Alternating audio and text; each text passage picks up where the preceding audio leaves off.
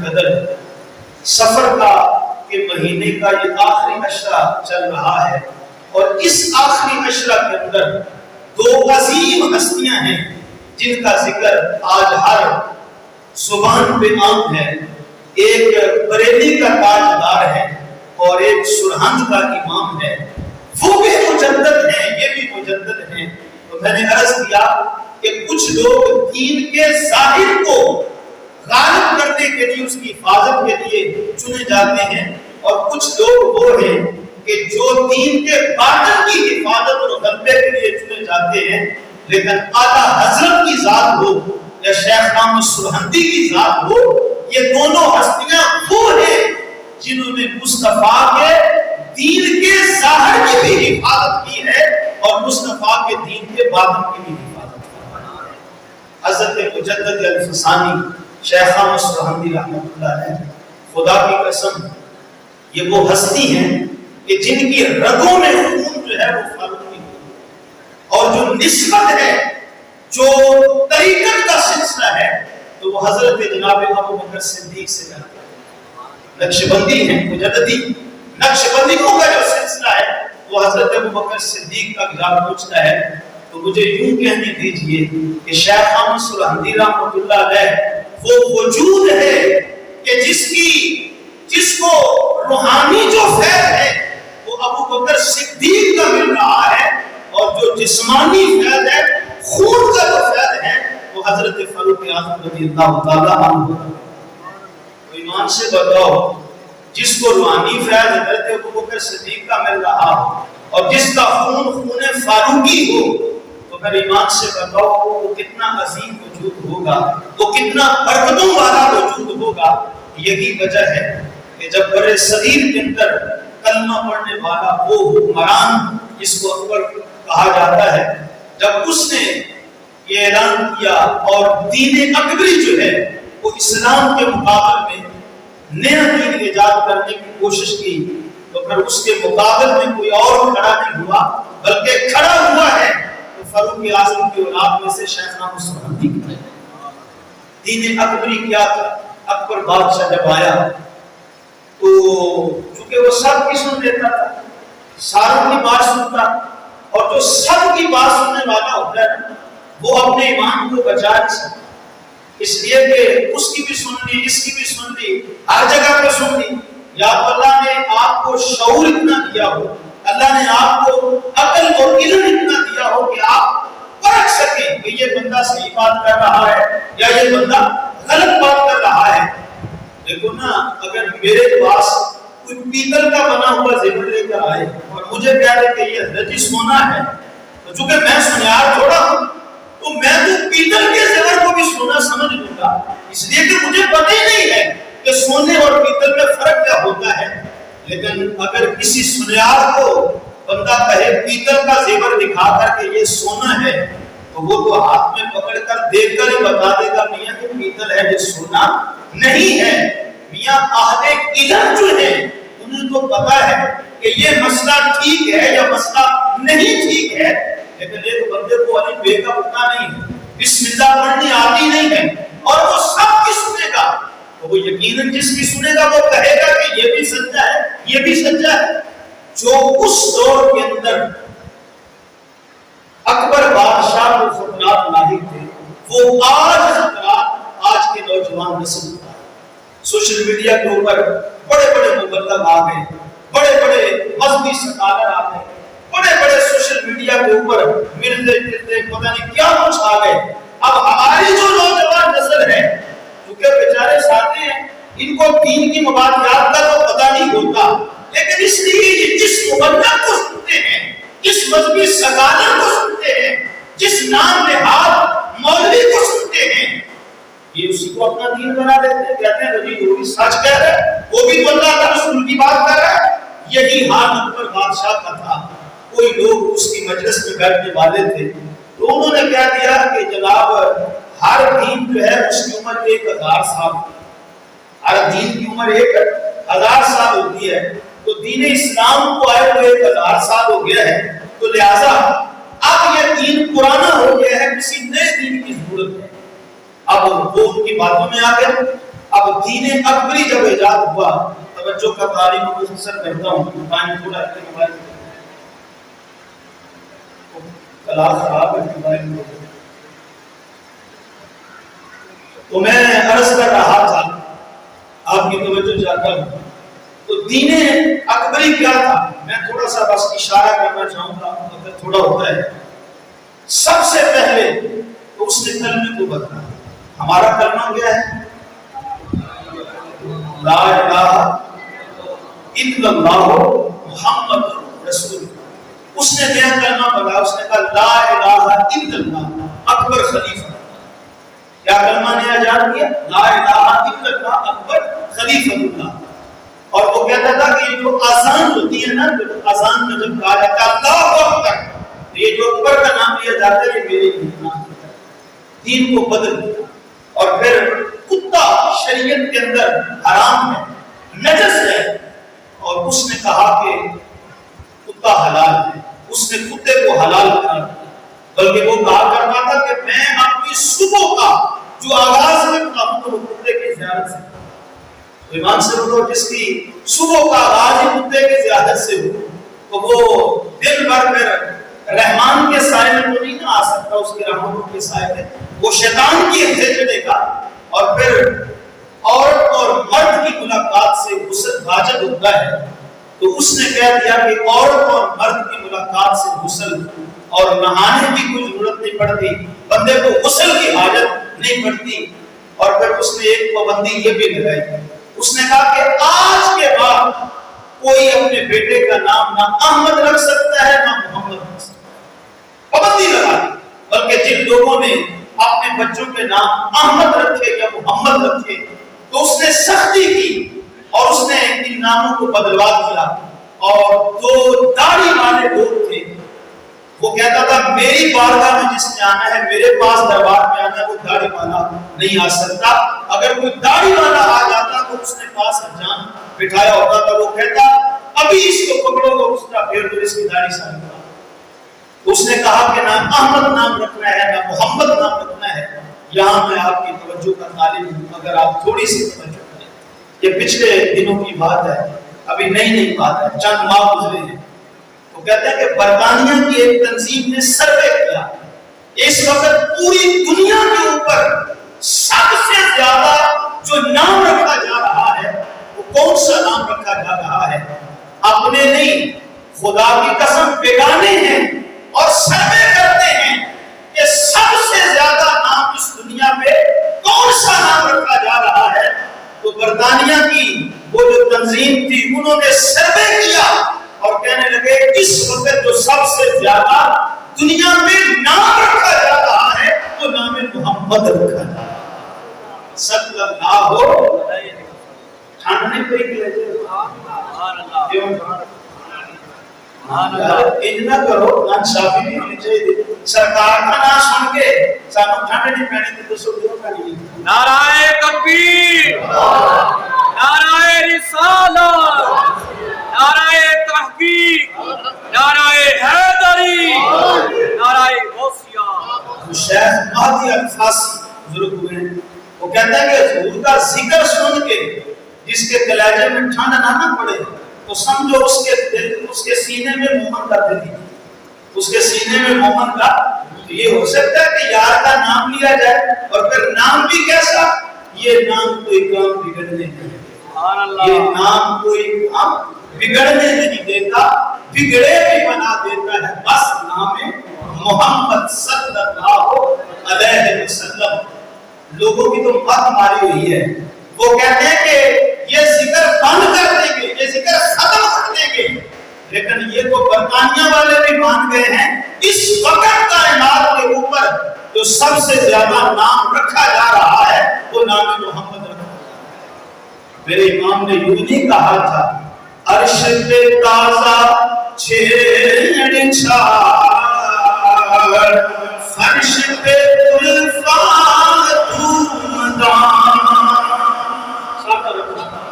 عرش پہ تازہ چھیڑ چھاڑ، فرش پہ عرفاں دھوم دھام، کان جگر لگائیے تیری داستان ہے.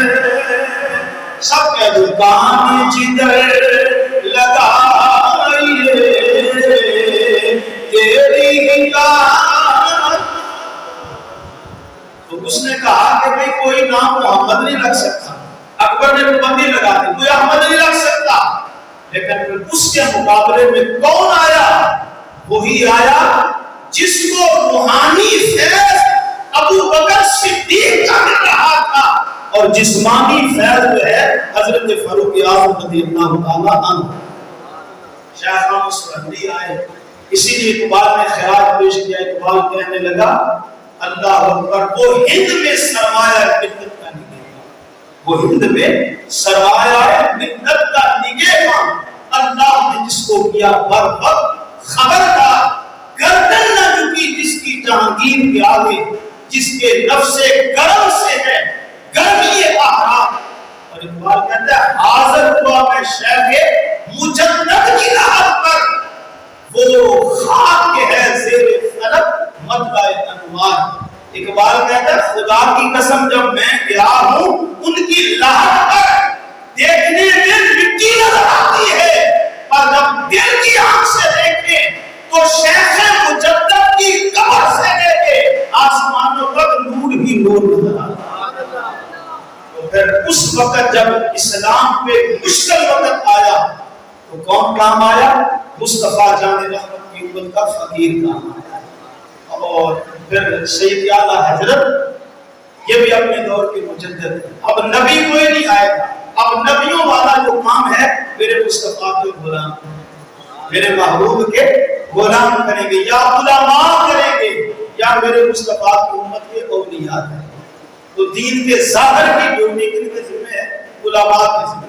اس لیے حضور کے جس سے بات ہے, حضور نے فرمایا اگر میری امت میں علماء نہ ہوتے تو فرمایا تم تو جانوروں کی طرح زندگیاں گزار رہے, تم کو جانوروں کی طرح زندگیاں گزار رہے ہوتے. یہ حلال حرام ہے, یہ جائز ہے ناجائز ہے, ایمان سے بتاؤ ہم تک کن کے ذریعے مسئلہ پہنچتا ہے؟ حضرات علماء کرام. اس لیے دین کے ظاہر کی خدمت علماء کے ذمہ ہے, اور دین کے باطن کی خدمت جو ہے وہ حضرات اولیاء کے ذمہ ہے. تو سید اعلیٰ حضرت بھی وہ عظیم مرتبہ شخصیت ہے, وہ قد آور شخصیت ہے کہ جس نے مصطفیٰ کے دین کے ظاہر کا جھنڈا بھی سر بلند کیا ہے, مصطفیٰ کے دین کے باطن کا جھنڈا بھی سر بلند. حضور کے دین کے ظاہر کی خدمت بھی کی ہے اور میرے مصطفیٰ کے دین کے باطن کی خدمت بھی کی ہے. اچھا, بہت ساری باتیں تھیں شیخ مجدد کے متعلق کرنے والی, بہت ساری باتیں تھیں سید اعلیٰ حضرت کے بارے کرنے والی, لیکن بس آخری بات سنیں, اس کے بعد بات کو ختم کرتا ہوں, وقت تھوڑا رہ گیا ہے. دونوں ہی ہستیاں بے مثل اور بے مثال, دونوں ہی ہستیاں بے مثل اور بے مثال ہیں, اور دونوں ہی ہستیاں کوئی نئی مسلمان نہیں ہوئی, بلکہ دونوں ہی ہستیوں کا شجرہ نسب جو ہے وہ مصطفیٰ کے صحابیوں سے. سید اعلیٰ حضرت کا سلسلہ نسب حضرت کیس سے ملتا ہے, وہ بھی حضور کے صحابی ہیں, اور حضرت شیخ احمد سرہندی کا شجرہ نسب جو ہے وہ حضرت سیدنا فاروق اعظم رضی اللہ تعالیٰ عنہ. یہی وجہ ہے جب مکے کے اندر اسلام کو خدمت کی ضرورت پڑتی ہے تو حضور ہاتھ اٹھا کے عمر بن خطاب کو مانگتے ہیں, اور جب ہند کے اندر اسلام کو خدمت کی ضرورت پڑتی ہے تو پھر کسی اور کا انتخاب نہیں ہوتا. فاروق اعظم کی اولاد کے اندر شیخ احمد سرہندی حضرت مجدد افسانی کا انتخاب ہوتا. تو سید اعلیٰ حضرت کی ذات ہو یا شیخ احمد سرہندی کی ذات ہو, ان دونوں کے درمیان ایک چیز بڑی مشترک میں نے پائی ہے, اور وہ پتہ کیا ہے؟ وہ یہ ہے کہ ان دونوں کے وجودوں کے اندر عشق رسول جو ہے وہ کوٹ کوٹ کے بھرا ہوا, وہ کوٹ کوٹ کے بھرا ہوا تھا. خدا کی قسم اٹھتے بھی ہیں تو یار کا نام لیتے ہیں, چلتے بھی ہیں تو یار کا نام لیتے ہیں, کھاتے بھی ہیں تو یار کا نام لیتے ہیں, سوتے بھی ہیں تو یار کا نام لیتے ہیں. یہ وہ ہستیاں ہیں جنہوں نے زندگی ساری مصطفیٰ جان رحمت کے نام ہے. اعلیٰ حضرت علیہ رحمہ کتنے بڑے علامہ تھے, کتنی انہوں نے کتابیں لکھی. خدا کی قسم انسان کی عقل جو ہے وہ حیران ہو جاتی ہے, بندہ سوچ میں پڑ جاتا ہے کہ اتنی تھوڑی سی عمر میں اور چھوٹی سی عمر میں 12 سال کی بھی عمر ہے جب آپ نے پہلا فتویٰ دینا شروع کیا. ہمارے 12 سال کے بچے کو پتہ نہیں ہوتا ناک صاف کرنے کا, لیکن یہ 12 سال کی عمر ہے اور سید اعلیٰ حضرت نے پہلا فتویٰ بھی دے دیا. اللہ اکبر. تو خیر اگر اس طرف جاؤں تو بات لمبی ہو جائے گی. میں نے عرض کیا ہے کہ شیخ احمد سرہندی کی ساری زندگی بھی حضور سے وفا کرتے گزری ہے, اور حضرت مجدد اعلیٰ حضرت عظیم المرتبہ شیخ احمد رضا فاضل بریلوی کی ساری زندگی بھی حضور کی عظمت و شان کے ڈنکے بجاتے ہیں. ایک آپ کا مرید تھا, تو وہ آیا, اس نے کہا حضور آپ نے نعت میں تو بڑا کام کیا ہے, حضرت کے بخشش پوری حضور کی نعتوں سے بڑی پڑی ہے. تو اس نے آ کے عرض کی سید اعلیٰ حضرت سے, حضور آپ نے نعتیں تو پڑھی لکھی ہیں, کوئی حمد بھی لکھ کر دیا. نعت تو ہو گئی لیکن حمد بھی کو لکھی آپ. اب سید اعلیٰ حضرت کا جب قلم اٹھا تو کمال کر دیا. اس نے کہا کہ حضور آپ نے نعتیں بڑی لکھی ہیں لیکن حمد کوئی نہیں لکھی, کوئی حمد بھی لکھے. آج کل بھی کچھ لوگ وہ ہیں جو توحید کس طرح کی توحید کے قائل ہیں, وہ کہتے ہیں جس توحید میں نبی آ جائیں ولی آ جائیں وہ توحید نہیں ہوتی. توحید کیا ہے؟ صرف اللہ کو ماننا. ہم کہتے ہیں ہماری توحید کی تعریف بھی یہ ہے کہ صرف اللہ کو ماننا توحید ہے, لیکن تم نبیوں ولیوں کو چھوڑ کر رب کو مانتے ہو. ہم کہتے ہیں کہ ہم اللہ کو ایک مانتے ہیں لیکن مصطفیٰ کے بتانے سے, مصطفیٰ جان رحمت کے بتانے سے ایک مانتے ہیں. ہم کہتے ہیں وہ ایک ہی ہے, اس کا کوئی شریک نہیں ہے, لیکن اس کے ایک ہونے کا پتہ یا تاجدار بریلی نے دیا ہے, سید علی حجویری نے دیا ہے, یا 11ویں والے پیر نے دیا ہے, یا محمد مصطفیٰ صلی اللہ علیہ وسلم. تو خیر وہ اس طرح کے ذہن کا بندہ تھا. انہوں نے کہا سرکار نعتیں تو آپ نے بڑی لکھی ہیں لیکن آپ ایک حمد بھی لکھ دیں. اب آپ کا قلم اٹھتا ہے تو قربان جاؤں, دیکھو بڑے بڑے لوگوں نے حمد لکھی ہے. ہم بالکل چھوٹے چھوٹے تھے, میری تقریباً 43 سال کے قریب ہے, تو میرا خیال ہے آج سے 35 سال پہلے پرائمری اسکول میں ہم پڑھتے تھے. تو اس وقت آپ تو نہیں ہے, اسماعیل بیٹھی کی ایک نظم تھی جو کچی پکی کی کتاب میں پڑھائی جاتی ہے, بزرگوں کو پتا ہوگا. وہ تھی کہ شکر کر خدا کا میرے بھائی جس نے ہماری, پرانے بندے مجھے یاد ہو گئے, جس نے ہماری گائے بنائی. شکر کر خدا کا میرے بھائی جس نے ہماری گائے بنائی. تو کسی کے تخیل نے پرواز کی تو اس نے کہا یہ حمد ہو رہی ہے. اس نے کہا اللہ اسے کہتے ہیں جس نے گائے کو بنایا ہے. کسی نے کہا رب وہ ہے جس نے آسمان بنایا ہے. کسی نے توجہ کرنا ذرا, اور جب توجہ کرو گے تو پھر آپ کے دل میں سید اعلیٰ حضرت کی محبت بیٹھ جائے گی اور چند منٹوں کی آپ کی توجہ کا طلبگار ہے. کسی نے کہا رب وہ ہے جس نے گائے بنائی. کسی نے کہا رب وہ ہے جس نے آسمان بنایا. کسی نے کہا رب وہ ہے جس نے زمین کو بچھایا. کسی نے کہا رب وہ ہے جس نے چاند سورج ستارے بنائے ہیں. میرے آقا حضرت سے پوچھا گیا رب کی تعریف کر دو. میرے آقا حضرت نے فرمایا رب اس کو کہتے ہیں جس نے محمد مصطفیٰ کو بنایا. نعرہ تکبیر, نعرہ رسالت, نعرہ حیدری, نعرہ غوثیہ. آپ کے ساتھ میں نے ایک شعر پڑھنا ہے, بس تھوڑا سا ماحول بنانا چاہتا ہوں. بھئی ہمارے محلے کا مستری ہو, ہاں جی, تو وہ بڑا اچھا انجینئر ہے, کاریگر بڑا اچھا ہے, کمال کا بندہ ہے, پڑھا لکھا ہے. میں مثال دیتا ہوں, مسجد بادشاہی جو ہے وہ اسی نے ڈیزائن کی, مینار پاکستان بھی اسی نے بنایا ہو. اتفاق سے ہمارا محلے دار ہے, جب وہ ہمارے محلے میں آیا تو ہماری مسئلہ یہ تھا کہ گلی کا پانی نالی کا صحیح نہیں نکل رہا تھا. ہم نے کہا یار تو سیاح بندہ ہے, انجینئر ہے, کہ ہماری گلی کا جو نالی کا پانی ہے یہ صحیح طریقے سے گزر نہیں رہا. اس نے دیکھا وہ نالی ان بیلنس تھی, اس نے پیچھے سے اونچا کر دیا, آگے سے نیچے کر دیا, پانی تیزی کے ساتھ بہنے لگا. ایمان سے بتاؤ مینار پاکستان کا معمر کون ہے؟ بادشاہ مسجد کس نے ڈیزائن کی ہے؟ اسی نے. اور ہماری گلی کے اندر جو نالی کا پانی گزارا ہے وہ کس نے گزارا ہے؟ وہ بھی اسی نے گزارا ہے. لیکن اگر آپ سے کوئی تعارف پوچھے اس انجینئر صاحب کا, اس مستری صاحب کا, تو یہ کہو گے کہ اس مستری نے ہماری گلی کی نالی کا پانی گزار دیا تھا, یا یہ کہو گے کہ اس کا بڑا کارنامہ ہوگا. یہ مستری کے انجینئر وہ ہے جس نے میدان پاکستان کو ڈیزائن کیا ہے. لوگوں نے توحید بیان کی ہے اور کسی نے کہا رب وہ ہے جس نے گائے بنائی, کسی نے کہا رب وہ ہے جس نے آسمان, چاند, سورج, ستارے بنائے. قربان کرو حضرت شاہ میرے امام نے کہا رب اسے کہتے ہیں جس نے محمد مصطفیٰ کو بنا دیا. کہا نعت بڑی لکھی ہے, حمد بھی لکھ دیں. اب میرے امام کی حمد ذرا سننا. آقا حضرت فرمانے لگے وہی رب ہے جس نے تجھ کو ہمدن کرم بنایا, وہی رب ہے جس نے تجھ کو ہمدن کرم بنایا. موسم بڑا پیارا ٹھنڈا ہے, اگر میرے ساتھ مل کے بیٹھو گے تو دل بھی ٹھنڈا ہو جائے گا. مل کے سرکار کا ذکر کر لو. وہی رب ہے جس نے تجھ کو ہمدن کرم بنایا. رب کون ہے؟ جنہیں محمد مصطفیٰ بنایا ہے.